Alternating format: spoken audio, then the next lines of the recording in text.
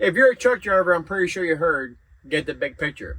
So I'm going to give you a tip that's going to help you keep the big picture. Now, when it comes to a GPS, we all have different opinions. When it comes to mine, I call it giving power slowly. That's because truck drivers become so complacent to that GPS, they feel they have the big picture, but in all reality, they spend more time following that GPS, and in some cases, it gets them into trouble. I don't want to see that happen to you. So I'm going to give you a really good tip to help you give you more control, and you don't have to worry about following your GPS 24/7. And first, what we need to know is what directions our highways go in.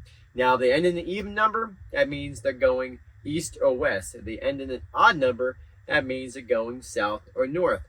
Now, let's just say you are on a long trip, 1,000-mile trip, and I'm not saying take a GPS or write your highways down, but let's look at the highways in our GPS, and let's find the ones that we're going to spend a lot of time on one interstate, like 300 miles and plus.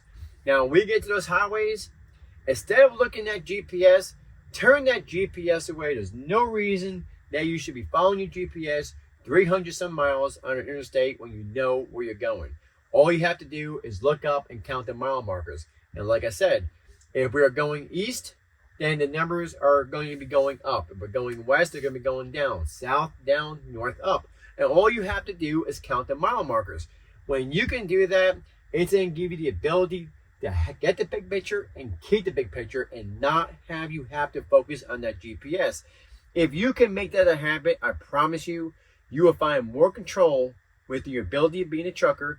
You're going to start being more familiar with your surroundings of the highways. And not to mention, when you do have to follow GPS in the back roads where you don't have a clue where you're at, you're going to have more control of what you're doing because you'll realize the importance of what it is of keeping that big picture. Drive safe.